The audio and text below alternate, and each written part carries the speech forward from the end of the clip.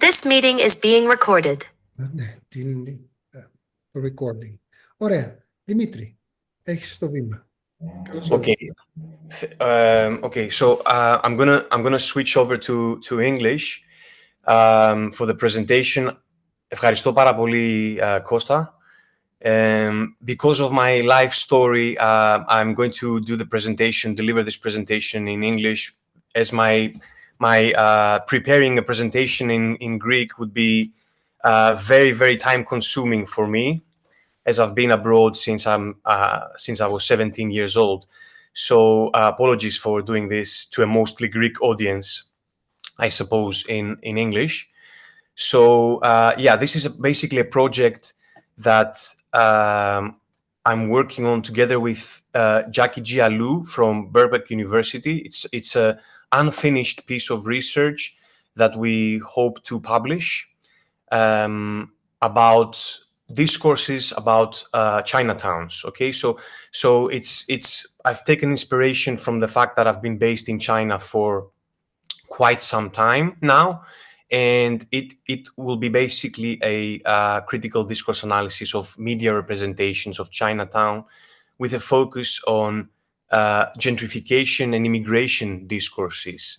So in a way, it's a kind of a historic study, perhaps we could say, as well as, of course, a discourse analysis study or sociolinguistic study.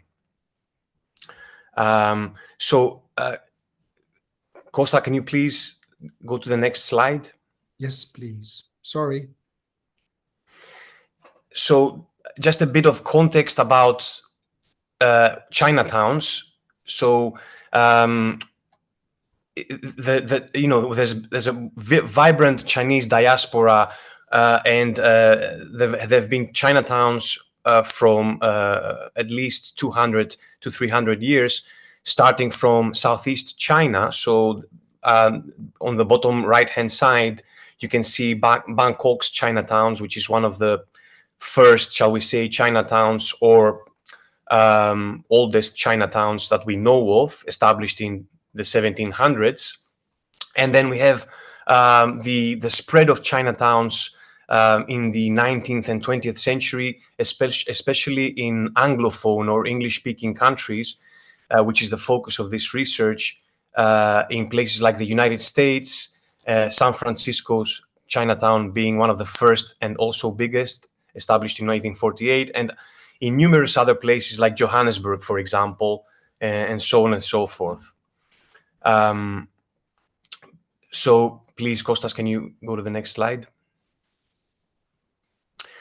So yeah, here you can see some photographs of these Chinatowns from the 19th century. So, for instance, we tend to associate Chinatowns, perhaps for us in the West, maybe we associate them with America or the UK or Australia, etc., Western countries or English-speaking countries. But there's also, as I mentioned, a lot of Chinatowns in Southeast Asia, in places like, for example, the Philippines, Manila.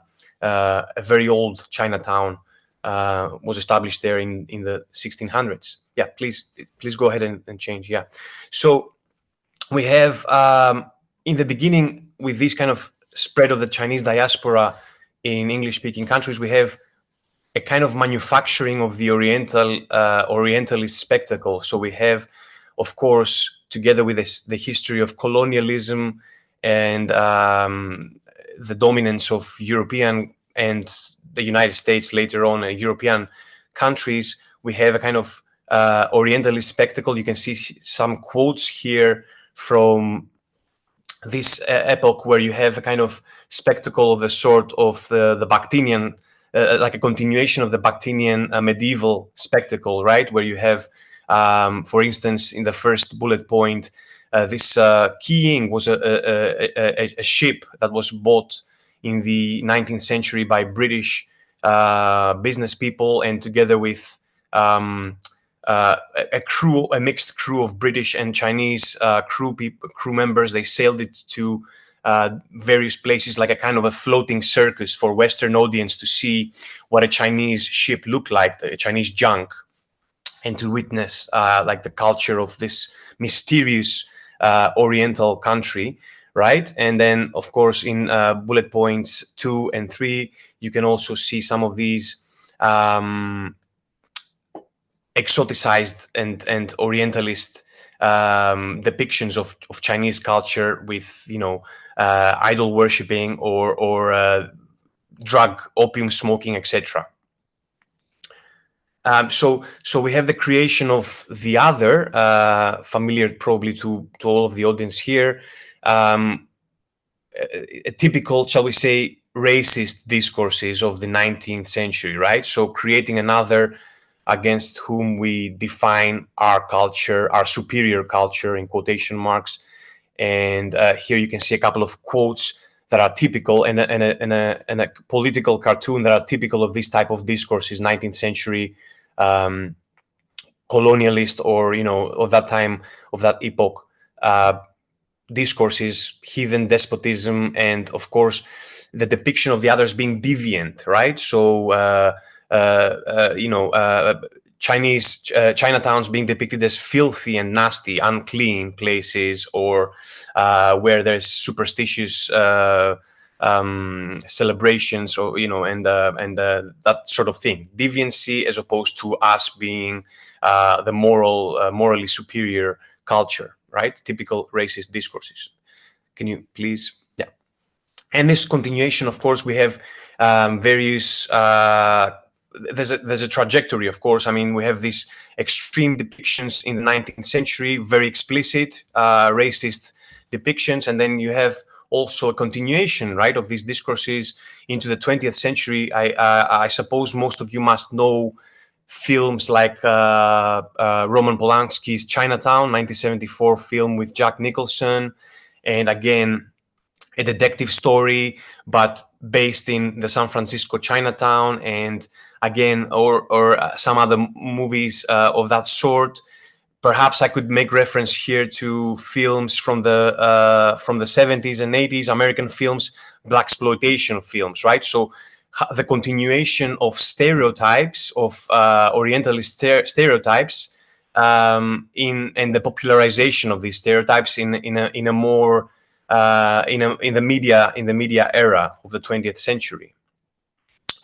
So, and then starting from the 1970s, we can talk about the institutionalization of Chinatown. So we can talk about things that, again, most of us are aware of, discourses of multiculturalism, which have dominated countries in the West, especially Anglophone countries, where multiculturalism is something that is widely accepted and celebrated.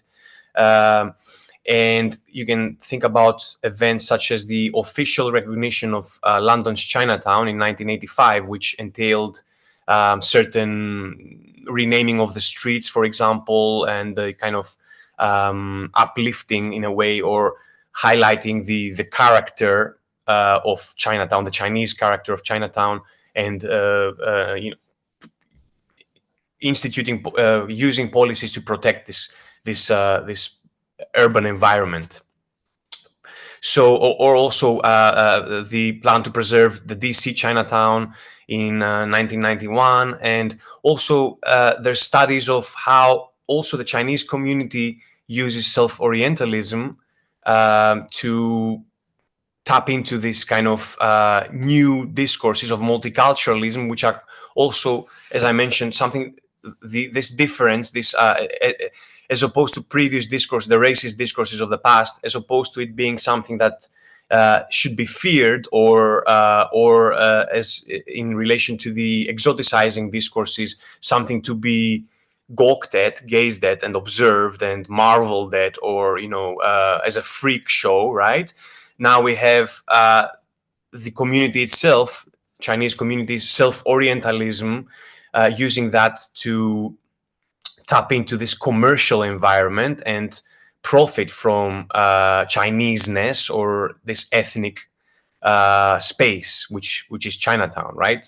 Profit from it through restaurants, and as you can see here in the photographs, the London Chinatown on the right, left-hand side, it's become a tourist hotspot with a gate you can cross into, etc. Or On the right-hand side, you can see Washington, D.C. You can see the old Chinatown buildings preserved, but Starbucks has moved in, so they're no longer these kind of dirty spaces from the 19th century that should be either gawked at, or there were marginal spaces, or they were dangerous spaces even, right? Can you please change to the next? Yeah. So also in the 1980s, we have gentrification coming in. So gentrification is this new word that has been created in 1964 by Ruth Glass. She was a sociologist in UCL who was quite sensitive to this phenomenon of urban neighborhoods, and particularly formerly run down or working class neighborhoods being changed through commercialization and through real estate redevelopments and these kinds of processes. So she called this phenomenon gentrification. So now it's a mainstream word, everybody knows what it means, but of course it's a term that the meaning of this word is kind of contested very often. I will talk about that some more later or in the discussion.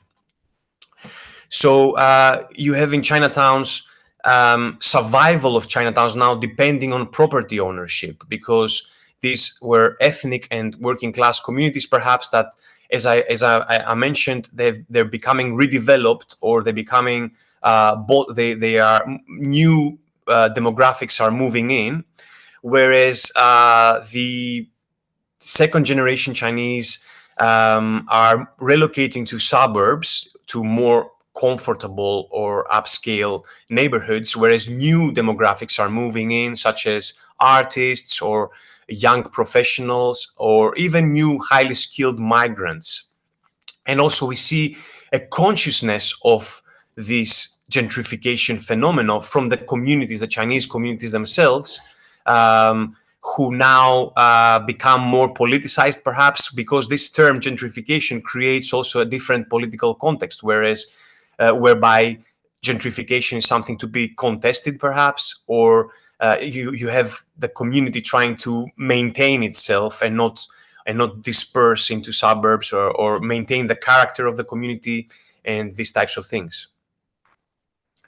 So yeah, here you can see this kind of evidence from various newspapers like The Guardian, for example, or other newspapers, this rising consciousness of gentrification, this term coined by Glass in 1964, and how this new concept and new environment has kind of proliferated and taken over the discourses about Chinatowns. So we can talk about a few research gaps that this this paper attempts to address.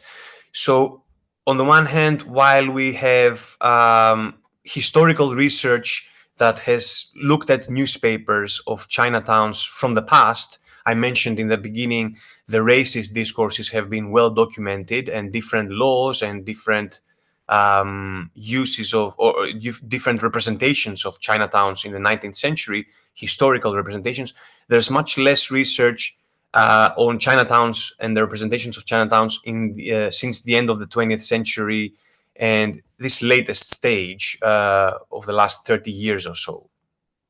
And also there is there's an emphasis on Chinatowns as a global phenomenon, perhaps, rather than looking at different locales or different countries and how perhaps local context might shape representations of Chinatowns. For example, whenever we talk about Chinatowns, we always think about Roman Polanski's or the San Francisco Chinatown or the London Chinatown, rather than thinking about Chinatowns in Southeast Asia, and how could the representations be different, perhaps, in these different places. So my point is to ask, is there a qualitative change in representations in recent times? And I use this kind of I talk about qualitative because I'm thinking about at what point can we talk about representations having changed. So we have racist discourses from the past.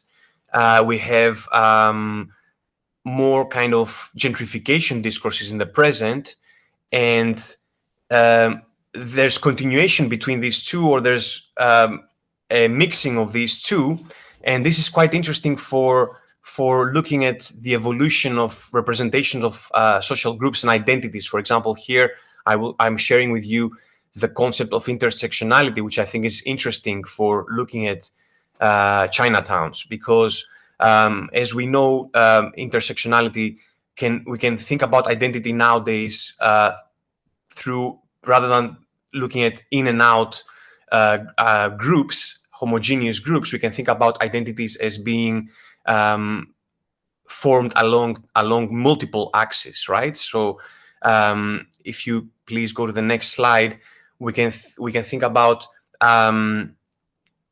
multiple axes of identity, whereby you might be privileged according to a certain identity, but you might be underprivileged according to a different identity, and that might be relevant for thinking about the representation of Chineseness or of Chinatowns and the evolution, the change. Because as I said, I'm talking about, can there be a qualitative? Can we discern a qualitative change? And at what point have we stopped being, shall we say, I'm just going to use a generalization. At what point have discourses about Chinatown stopped focusing on these racist discourses of the past, and then there's a new kind of image that is the mainstream image now? At what point do we make that jump? So I'm just going to briefly mention a paper of mine that you can see here, which uses this idea of intersectionality to talk about the Black South African middle class in that country, and basically shows that on one side there is a privileging of the Black middle class on the basis of their social class, and also on the basis of certain politics that are particular to that country, right? But on the other side, there might be concurrent pejorative representations of the Black middle class, which go back to the discourses of colonialism, of racial inferiority, and these types of things. So these kind of discourses coexist at the same time, and that's why I'm asking this question about at what point is there a qualitative difference rather than a quantitative one, which actually makes broadly the new discourse about a certain group or a certain place like Chinatown dominant.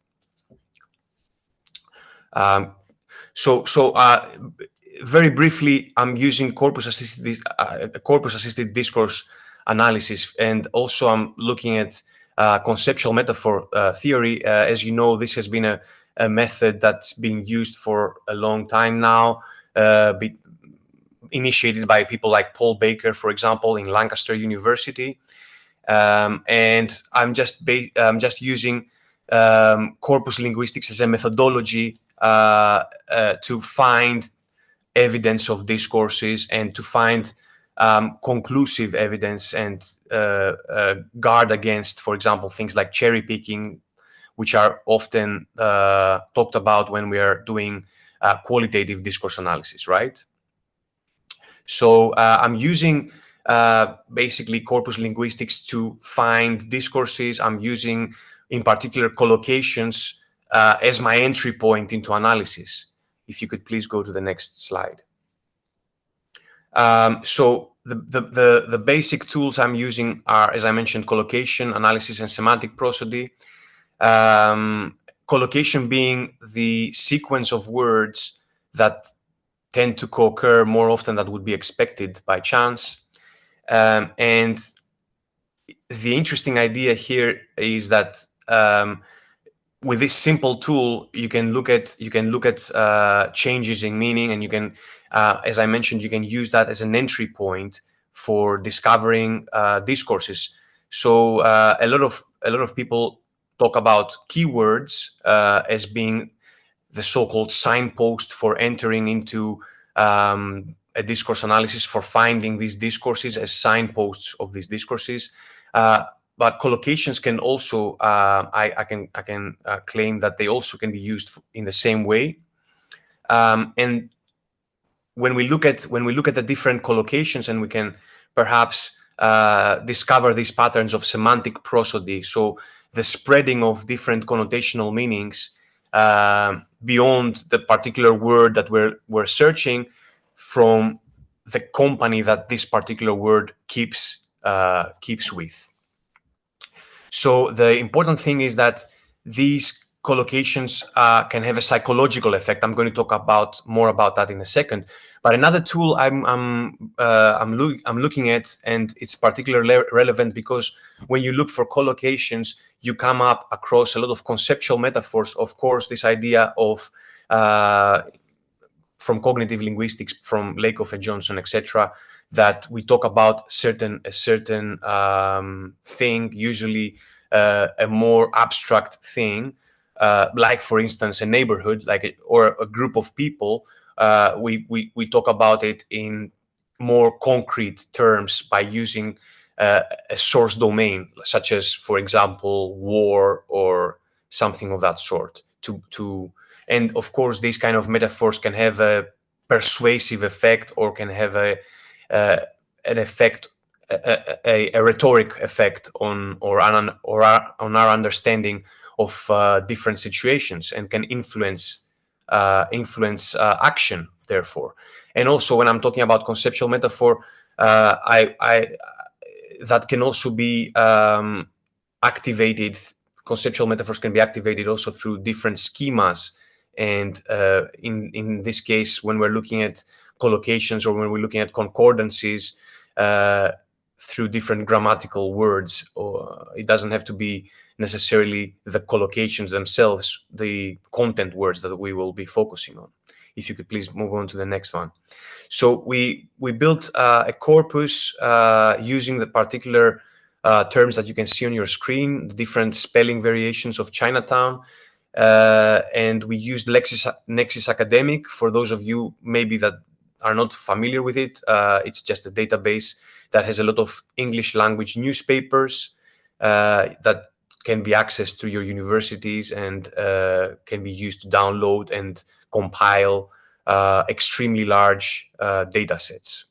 So this is the corpus here. So we picked 8 major broadsheet titles. We picked broadsheets which are the so-called more sophisticated newspapers, newspapers like The Times and The Guardian in the UK, or the New York Times. And also, we didn't only choose newspapers from the so-called Anglophone, or shall we say, the mainstream, or the inner circle, as would be said by sociolinguists, of Anglophone countries, like places like the United Kingdom, United States, and Australia. But we also chose places like Hong Kong and Singapore, which both actually have Chinatowns of a different variety, perhaps, but they have Chinatowns. And also they are Anglophone, in the outer circle of Anglophone countries. So we although I'm not going to talk much about that today, the ambition is for us to have to make a contrast between these two different subcorpora of what we have called core Anglophone countries and more peripheral Anglophone countries. I will talk about that a little bit more when I show you some of the data. We have used wordsmith tools for our corpus linguistics analysis, a tool created by Mike Scott, and also it's accessible and usually from your universities, or there's a small fee that you need to pay if you don't have access to it through your university. But also we've taken inspiration from the semantic analysis system developed by Paul Rayson. Although we have not used it per se, but we've taken inspiration from it. And if you go to the next slide, what this tag system does basically is you can run it through your English language corpora, and it will produce a list of major semantic domains that are contained in your corpora, right? So this is a list here of the major semantic domains.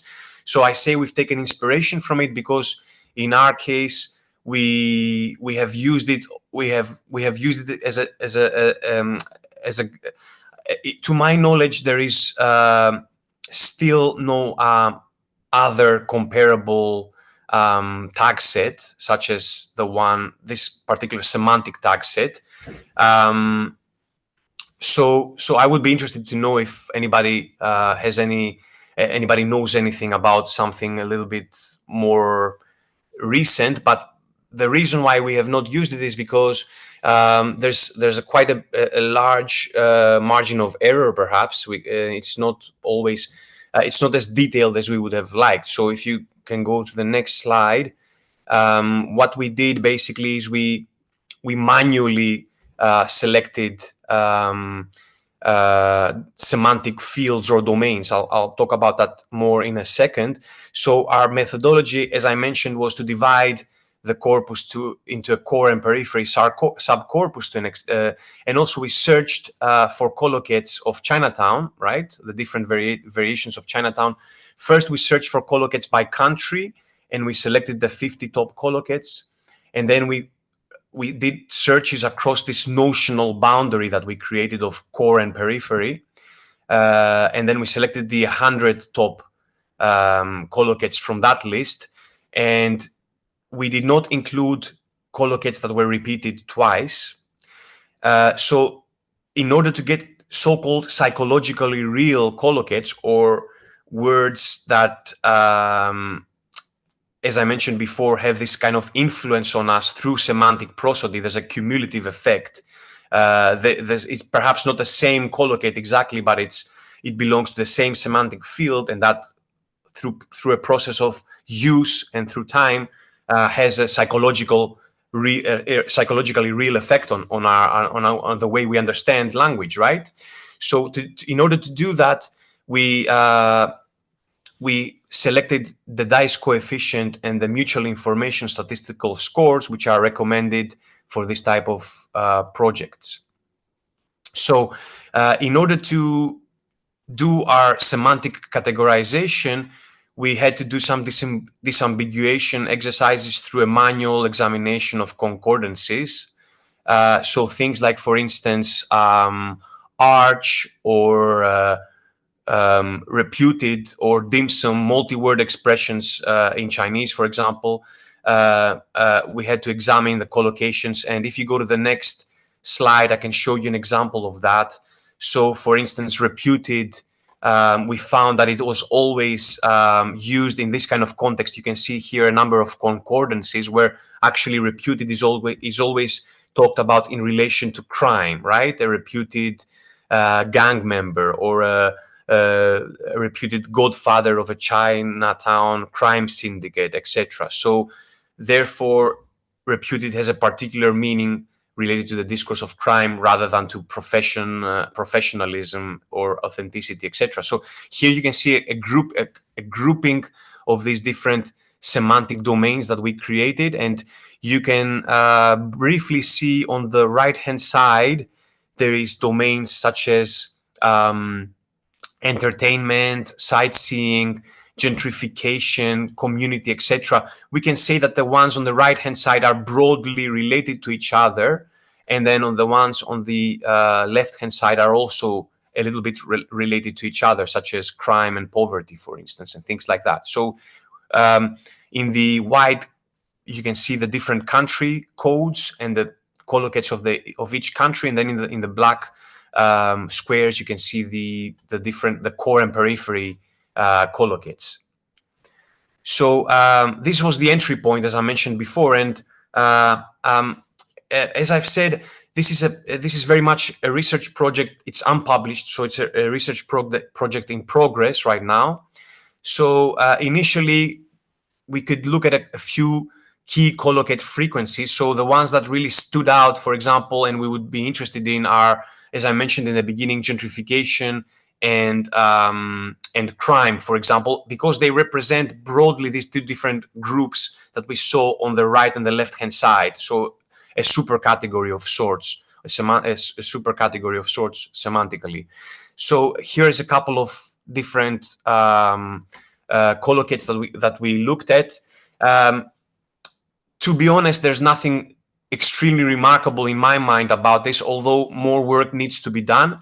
But for instance, you can see here perhaps we could say a general trend of declining mentions of frequencies, declining frequencies of gang, for instance.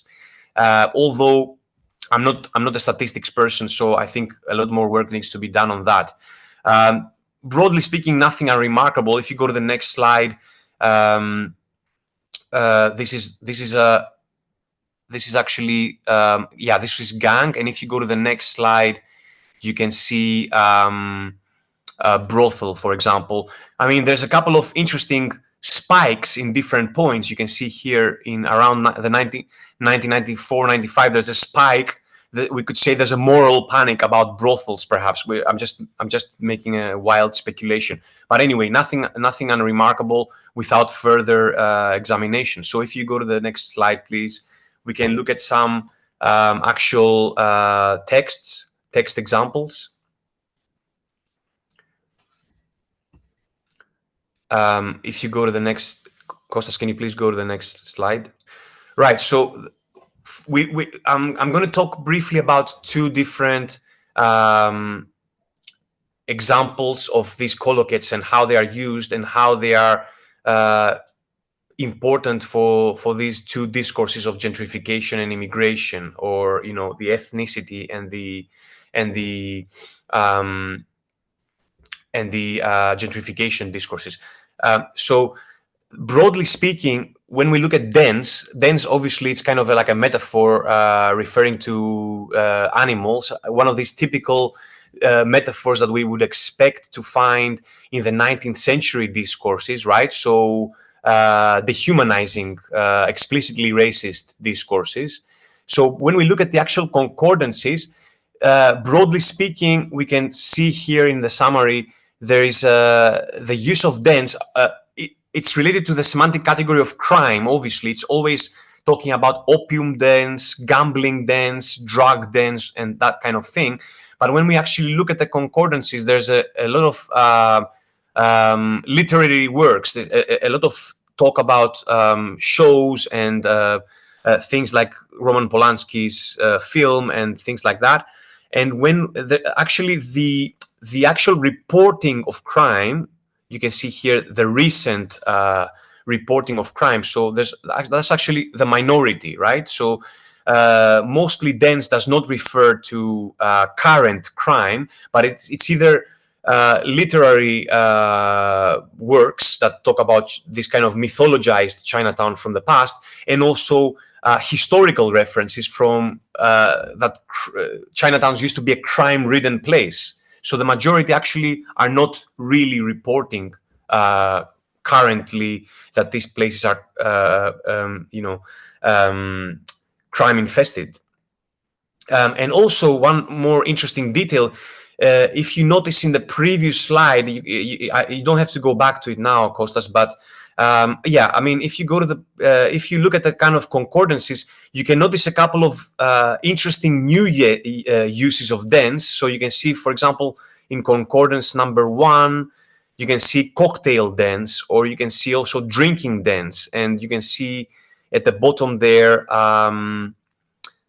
these iconic Singaporean dens of good eating, right? So we can see that also in the more recent history of representations of Chinatowns, now dens are not only gambling and crime-infested places, but they're also dens for drinking, their bars basically, or restaurants and this kind of thing. So we can see now here the rise of the gentrification discourse, right? The commercialization of even not ethnic identity, but this kind of image of poverty and crime from the past.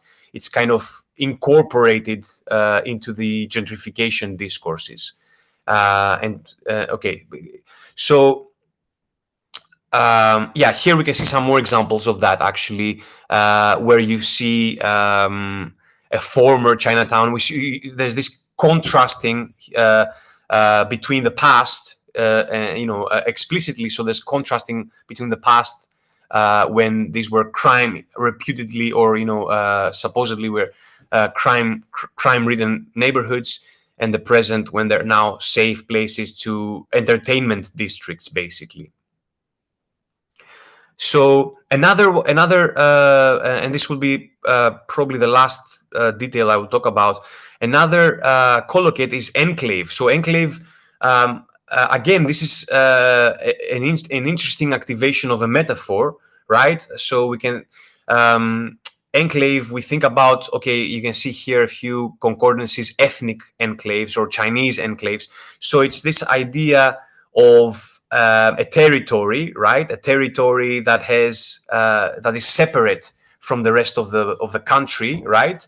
And we cross into it, or people are breaking into it, etc.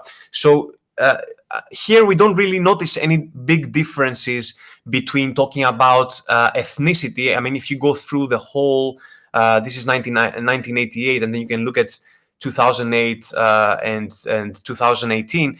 There's no big difference. I mean, there's talk of ethnicity, and there's talk of things like artist enclaves, or what else can you see here? Nightlife enclave, etc. Cultural enclave. So you can see here the mixing of I'm not going to say racist discourses necessarily, but this kind of idea of a separate ethnic space.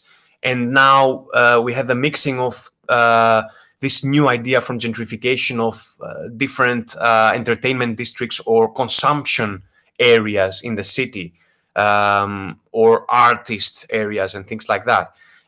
So here it's very interesting because this really has to do with the notion of gentrification itself. Remember, this is a new word that was created in 1964 by Ruth Glass. So at the very conception of this new word, we actually have a conceptual metaphor right there. And in a piece of shameless publicity, I'm going to have a paper out hopefully soon on this topic of the meaning behind gentrification. So in the very beginning, we have the idea of a conceptual metaphor of war within the discourse of gentrification. So we're looking at this phenomenon that we named, this phenomenon of changing urban spaces. We're looking at it through the lens of ethnicity, or of war and territory and changing boundaries within the city. It's a very interesting way of looking at it. And here you can see some examples of enclave. So in the top excerpt, you can see this kind of way of talking about the past and how Chinatowns now have metamorphosed, have changed, and also here you can see this kind of multicultural discourses that I was talking about, whereby it's acknowledged that there was in the past overt xenophobia and racism. But again, the discourse is that this was a problem of the past, which has been dealt with, and now it lingers on, as you can see in the last line, as memories and not as a real problem. So we can talk about a lot of things here, nominalizations and presuppositions in this little excerpt. But yeah, there's this kind of discourse of change, of moving on from the racist discourses to these new places, and you can also see that more clearly in the bottom in the second excerpt, where we're talking about an enclave of urban, upwardly mobile people rather than an ethnic enclave or something like that. So the last interesting word, which I don't have that much to say about, is lofts. Lofts is another one of these buzzwords that we find a lot in relation to gentrification, and that we are already aware of this word being associated with gentrification, or this other word, vibrant, for example, a vibrant neighborhood and things like that.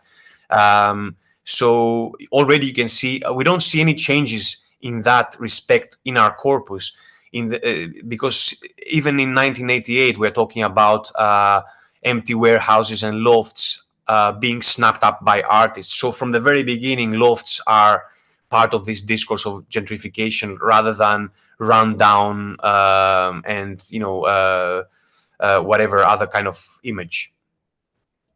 So just to conclude, and if you please go to the discussion,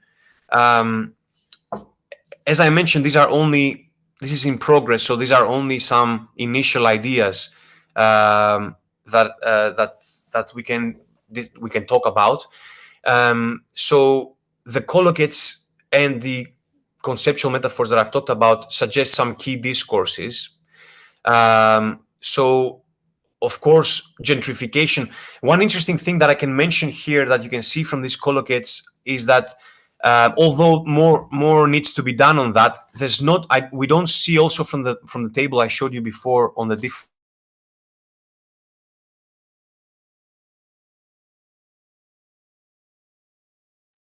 Συγγνώμη Δημήτρη, σε χάσαμε. Σε χάσαμε, δεν ακούγεσαι. Μάλλον πατήθηκε κάτι.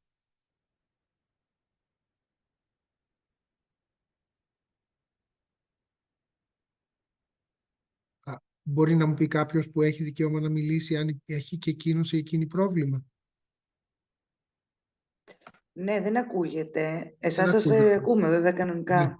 Ωραία. Δημήτρη, ξαφνικά ενώ έχεις πάρα πολύ καλό σήμα και πολύ καλή εικόνα, σταμάτησες να ακούγεσαι. Μισό λεπτό.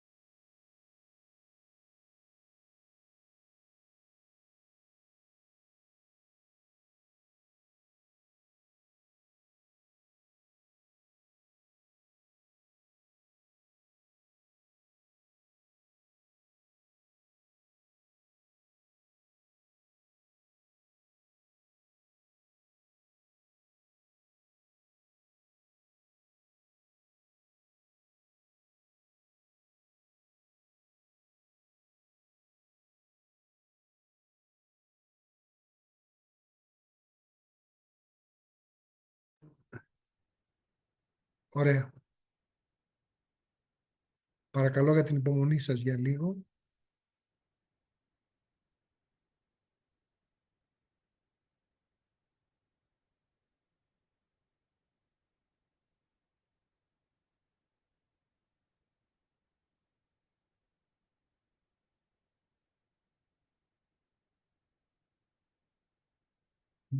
Ζητούμε συγγνώμη γι' αυτό. Δημήτρη, ξαναμπήκες. Τώρα δεν σε ακούω. Μισό λεπτό. Remove, θα κάνω εσένα host για να δούμε αν μπορείς να μιλήσεις, γιατί μου φαίνεται περίεργο.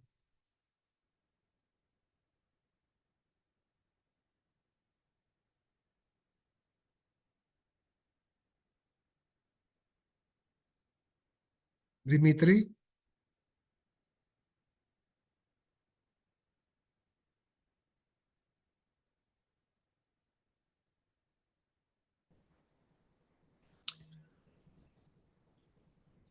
Δημήτρη, με ακούς? Εγώ σας ακούω, αλλά Τέλεια, τέλεια, σε ακούω και εγώ τέλεια τώρα. Ωραία. Έχω δικαιώματα host, οπότε ανεβάζω αυτή την τελευταία διαφάνεια, μερικές είναι ακόμα, ώστε να υπάρξει μια συζήτηση, γιατί είναι κρίμα. Μέχρι τώρα πήγε μια χαρά. Δώσ' μου μισό λεπτό. Πρέπει να μου επιτρέψεις να είμαι co-host. Βάζω πάνω στις τελείες μου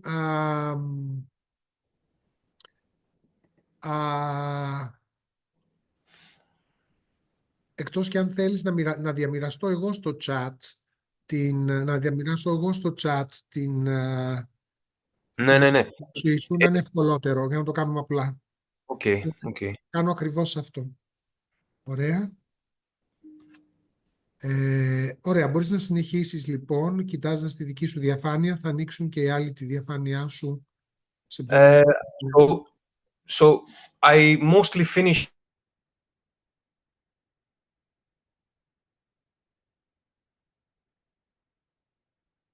Δημήτρη, πάλι χάθηκες.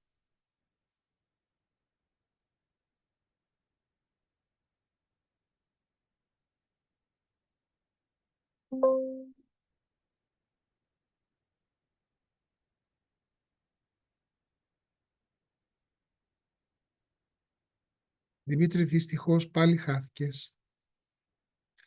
Θα μπορούσε να είναι λόγω σύνδεσης, αλλά η ποιότητα του ήχου και μόνο νομίζω έχει υπάρξει εξαιρετική μέχρι τώρα.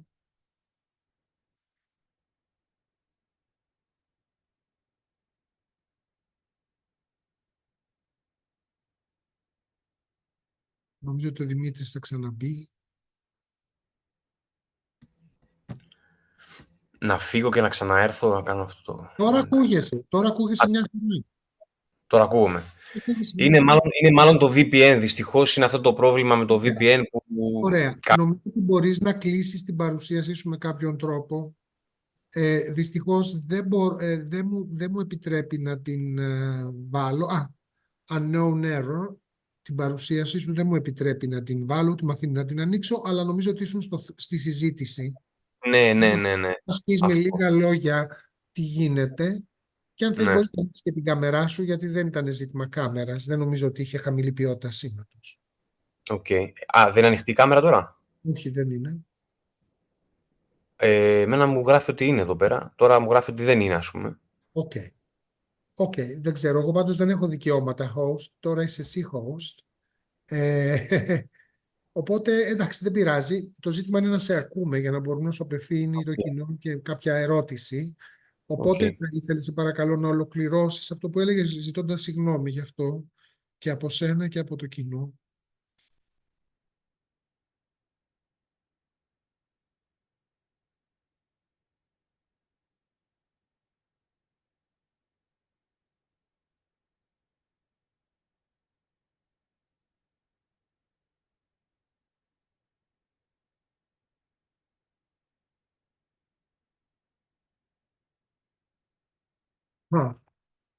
Δημήτρη, πάλι δεν ακούγεσαι.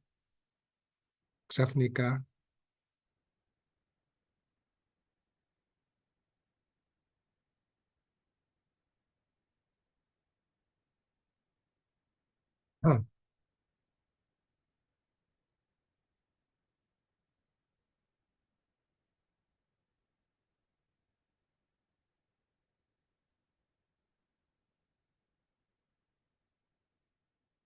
Έχω μια ιδέα για να σώσουμε αυτά τα τελευταία λεπτά. Αν μπορούμε να κάνουμε μία κλήση με Messenger, μπορεί η φωνή σου να ακούγεται μέσω του δικού μου μικροφόνου.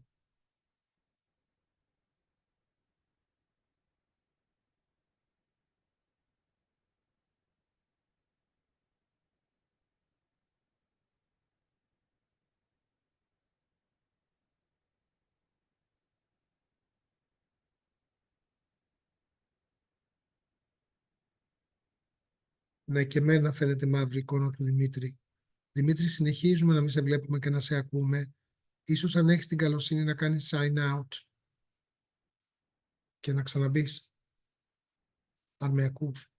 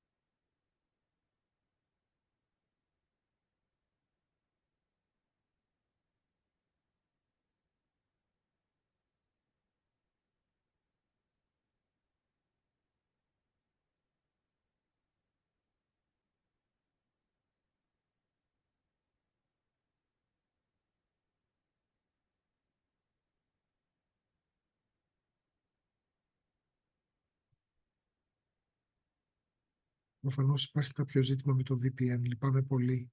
Δώστε μου σας παρακαλώ μισό λεπτό. Τώρα με ακούτε? Ναι, Δημήτρη. Ναι. Ωραία. Ωραία. So yeah, I mean, I've already concluded basically. So we are looking at the. I just showed you some examples of the mixing of gentrification discourses, the emergence of gentrification discourses, and the recontextualization of the older racist discourses with these newer gentrification discourses. So yeah, that's basically the conclusion. So we can have a discussion on that basis. The last slide shows a funny post from the Chinatown of London about an opium den, which is basically the name of a bar. So I'm sharing that from a Twitter someone's Twitter account about this opium den, which is a bar. So which actually shows you what I've been talking about. So yeah, we can leave it there and have a discussion. Στα ελληνικά, or however you prefer. Ευχαριστούμε πολύ. Εγώ θα προσπαθήσω τώρα που ξαναέχω δικαιώματα να ανεβάσω αυτό το cartoon, νομίζω, που μας είπες και τις αναφορές σου. Μισό λεπτό. Ήμασταν εδώ. Το Opium Den είναι εδώ. Ευχαριστούμε πάρα πολύ τον Δημήτρη. Παρακαλώ, ο χώρος είναι ανοιχτός για ερωτήσεις. Ή μάλλον, αν δεν διαφωνείτε, ήθελα κάτι να ρωτήσω σε σχέση με αυτό το project, το οποίο βρίσκω πάρα πολύ ενδιαφέρον και με πολύ πλούσια στοιχεία. Διαχειρίζεστε έναν εξαιρετικά μεγάλο αριθμό δεδομένων. Νομίζω ότι η έννοια του gentrification και του crime σε σχέση με το den σε παλαιότερες και νεότερες φάσεις είναι κάτι που το έχει δει οποιοσδήποτε και οποιαδήποτε ασχολείται με, τέλος πάντων, ζει στον αγγλόφωνο κόσμο. Αυτό που ήθελα να ρωτήσω εγώ και το έχω ρωτήσει και άλλες φορές σε άλλες παρουσιάσεις είναι για τη χρήση του semantic prosody. Ενώ καταλαβαίνω το να πάει κανείς πίσω μέχρι τον Firth για το collocations, ας πούμε, και μάλιστα όχι collocations μόνο, αλλά και για τις συνδηλώσεις. Προσπαθώ να καταλάβω για ποιο λόγο το semantic prosody μοιάζει να εμφανίζεται σε κάποιες τουλάχιστον νεότερες μελέτες και τι είναι αυτό που το κάνει τόσο χρήσιμο σαν όρο στις μελέτες. Γιατί προσωπικά το βρίσκω κάπως, δηλαδή βρίσκω το phonetic metaphor, κάπως προσπαθώ να καταλάβω γιατί. Ναι. Επειδή υπάρχει πάρα πολύ πλούσια ορολογία ήδη, δηλαδή τι είναι αυτό που προσφέρει το semantic prosody ώστε να δικαιολογεί την ύπαρξή του. Έτσι, το λέω γενικά, δεν το λέω σε σχέση με... Ναι, πολύ καλή ερώτηση. Βασικά το σκεφτόμουν αυτό τώρα κι εγώ πρόσφατα. Μπορώ να κάνω και ένα indirect comment στο AI τώρα. So, for example, although I'm not an expert on AI, I think your question is quite relevant in relation to why does AI not understand language as well as we do? And semantic prosody and looking at concordances, which is a very basic way of it's a very basic way of doing corpus linguistics or of doing linguistics. It's quite useful in looking at the local context, which is what the machine cannot do. So we can see this emergence of new meanings, which the machine cannot understand. We understand it because we have knowledge of this local context, because we are there, we can see the context in that particular instance. When this new meaning arises, like for example, the gentrification example, now it is part of history, but it's a very, very recent word, in 1964. And so I think it's definitely a very useful tool, very low tech and remains very useful for looking at emergence of new meaning, basically. Yeah. Okay, ευχαριστώ πολύ. Η Μαρία Ανθη Τσιλπάκου. Μαρία Ανθη, καλησπέρα. Σε ακούμε. Να κάνω unmute. Καλησπέρα σε όλες και όλους. Δημήτρη Κιτής, ευχαριστούμε πάρα πολύ. Εξαιρετικά ενδιαφέροντα αυτά. Ευχαριστώ. Η ερώτησή μου είναι, από ό,τι καταλαβαίνω, όλο αυτό το recontextualization γίνεται όταν εξωτερικές οντότητες, ας πούμε, περιγράφουν τις κινέζικες κοινότητες και πώς έχει επηρεάσει το gentrification ή πώς διαπλέκεται με την μετανάστευση. Η ερώτησή μου είναι οι ίδιες οι κινέζικες κοινότητες, στο βαθμό που συντηρούνται ακόμη as such, τι συμμετοχή έχουν, πώς δηλαδή αυτοπροσδιορίζονται σε σχέση με αυτό, με αυτή τη διαπλοκή του gentrification και του immigration. Γιατί φαντάζομαι όλοι αυτοί οι όροι που είδαμε έχουν να κάνουν με έτερο προσδιορισμό, κυρίως φαντάζομαι. Δημήτρη, συγγνώμη που διακόπτω τη Μαριάνθη. Μπορείς να ανοίξεις την κάμερά σου, γιατί πλέον είσαι πάλι καλεσμένος και έχω εγώ δικαίωμα. Ναι, αλλά τώρα δεν είναι και σε κατάσταση να με δείτε. Όχι, όχι, για τον Δημήτρη μιλάω. Μιας και καλεσμένος μας, δεν απέτυσα, Μαριάνθη μου, κάτι. Okay. Γιατί ο Δημήτρης Δεν είχε... πειράζει, εντάξει, τον είδαμε τον Δημήτρη. Ναι. Γεια σου, Δημήτρη, γεια σου. Ναι, that's a good question. I mean, the main problem here is that this is not really an ethnography. It's more of a critical discourse analysis. So yeah, I mean, there is, if you look at the collocates, there's also other minor discourses that we could look at, but it remains, as you said, heteroprosdoismos, representations of these communities in an Anglophone context, in a very mainstream context, in the context of the broadsheets, of these major broadsheets. The only attempt that we would hope to have, the only attempt to present a more nuanced image is the reason why we did this categorization into so-called core and periphery subcorpora. So we would like to look at, try to look closer at the Singaporean and the Hong Kong press to see if there's any differences.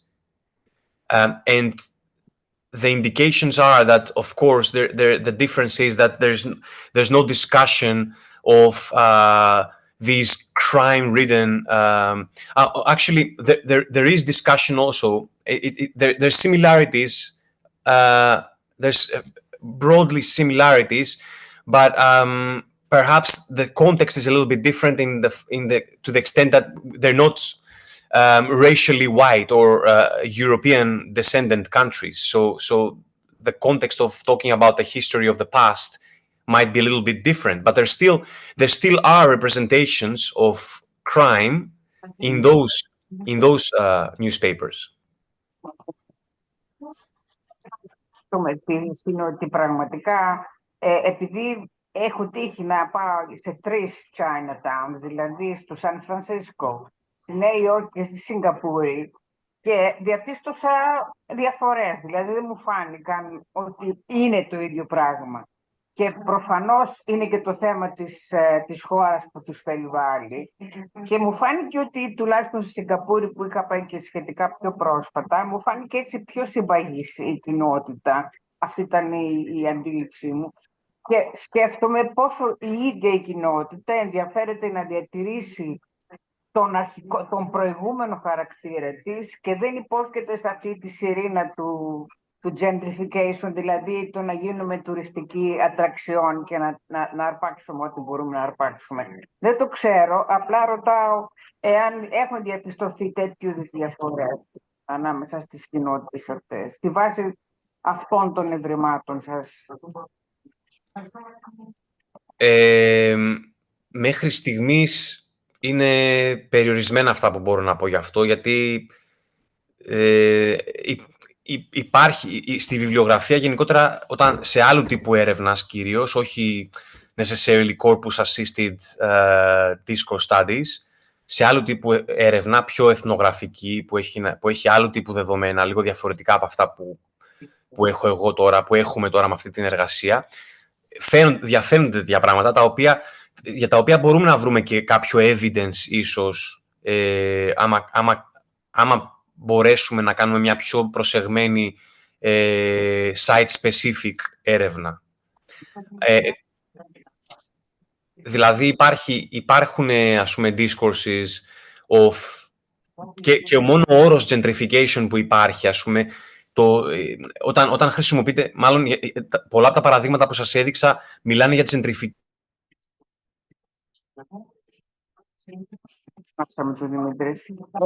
Εντάξει, φαντάζομαι τώρα αν υπάρχει πρόβλημα στη συνέχεια μπορεί να γίνει συζήτηση και με γραπτά μηνύματα, Κώστα. Εάν υπάρχει κάποιο αίτημα που πρέπει να διατυπωθεί, θα μπορούσα να το κάνω και γραπτά. Εγώ ευχαριστώ πάντως, δεν έχω να πω κάτι άλλο. Και δεν ακούγεσαι κι εσύ, Κώστα, τώρα. Εγώ δεν ξέρω αν ακούγομαι. Συγγνώμη, εγώ δεν ακούγομαι γιατί θα κλείσω το μικρόφωνο μου και ξέχασα να το ανοίξω. Ευχαριστώ πολύ, Μαριάνθη. Ναι. Η Στέλλα η μπράτη μου, ο Δημήτρης ξέρει το κόλπο και ξαναμπαίνει. Μου είπε στην αρχή ότι μπορεί να έχει πρόβλημα, αλλά επειδή πήγε τόσο καλά για τόσο μεγάλο διάστημα και με εξαιρετική καθαρότητα το σήμα, μου έκανε εντύπωση που κολλήσαμε τόσες φορές στο τέλος. Ο Δημήτρης είμαι σίγουρος ότι θα μπει. Παρακαλώ να του δώσουμε λίγο χρόνο.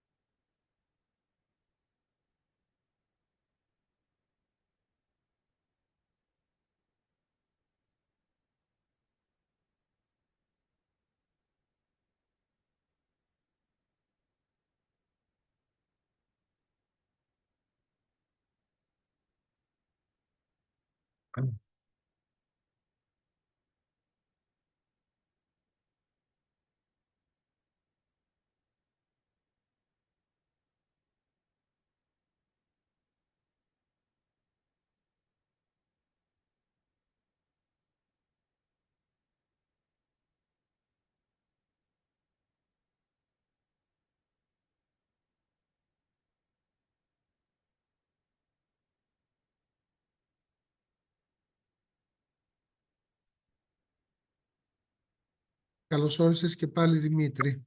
Λυπάμαι πολύ για αυτό. Δεν πειράζει καθόλου, δεν πειράζει, καταλαβαίνουμε.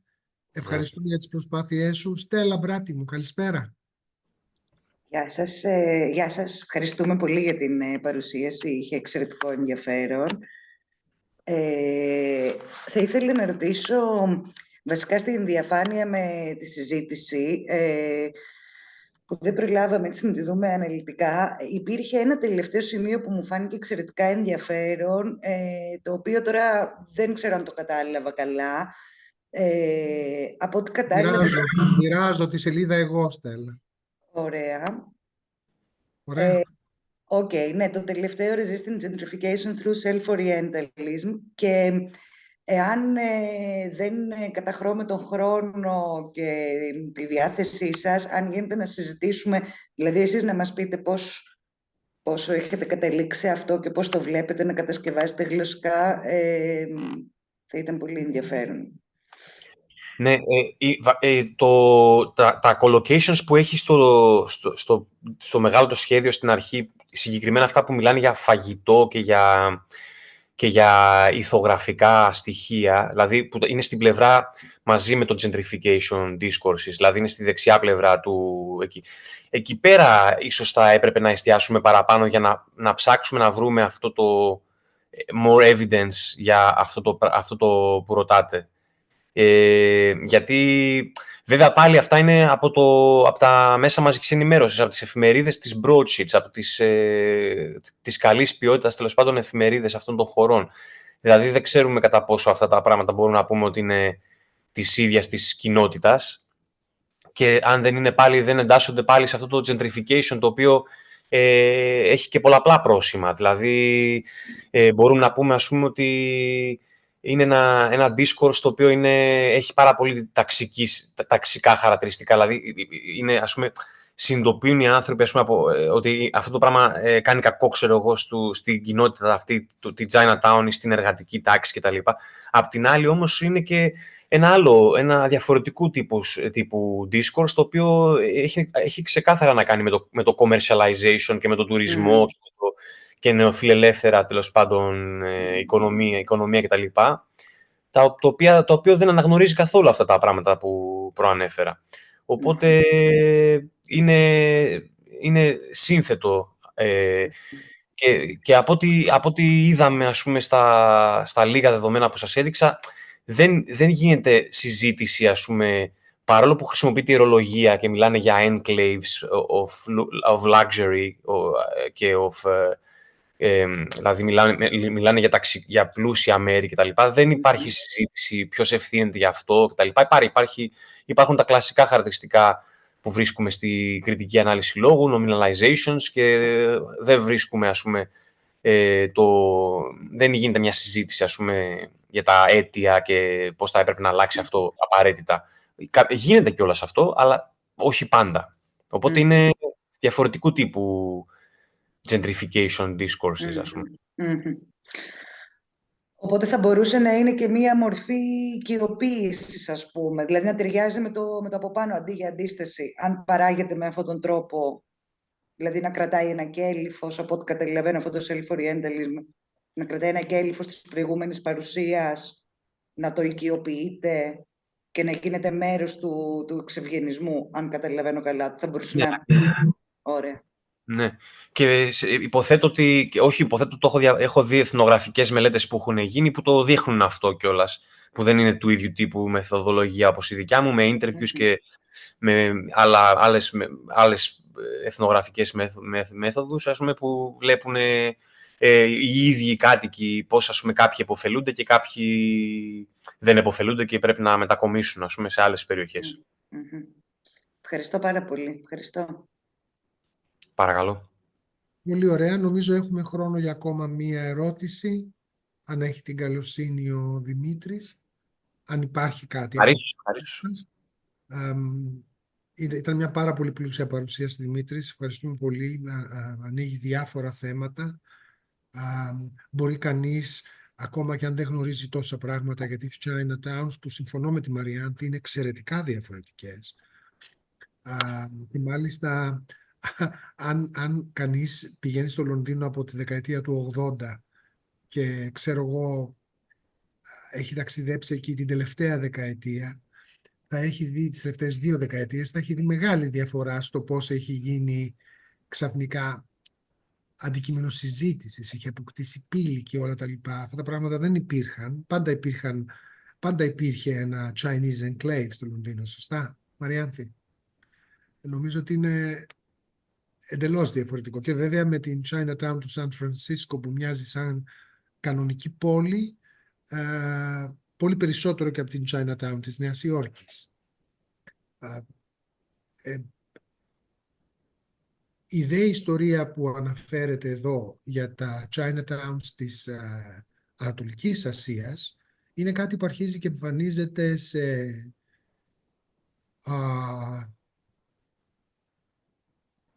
τουλάχιστον σε papers που είναι υποκατασκευή στη μελέτη του γλωσσικού τοπίου.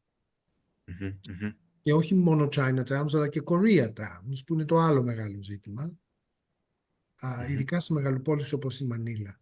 Άρα νομίζω ότι υπάρχει πεδίο δόξης λαμπρό εδώ και σε ευχαριστούμε πάρα πολύ που μοιράστηκες μαζί μας την έρευνά σου, Δημήτρη. Εγώ ευχαριστώ πολύ που με καλέσατε.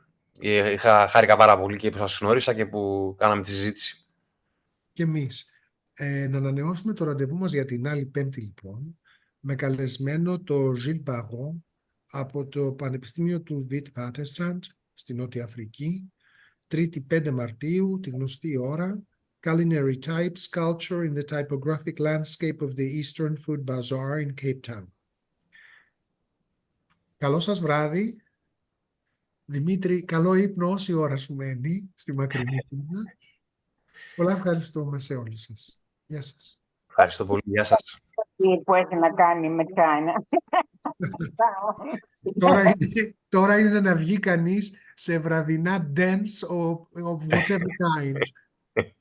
Λοιπόν, Το 1976 ένα φιλμ που είναι νομίζω The Death of a Chinese Bookie ή κάπως έτσι. Ο Μπεν Καζάρα έπαιζε, τώρα τι θυμήθηκα. εγώ πάντως μπαίνω την Ιωμανία να δω το Chinatown. Μου εξήψε την περιέργεια ο Δημήτρης. Δες και αυτό το Κασταβέτη είναι πολύ όμορφο.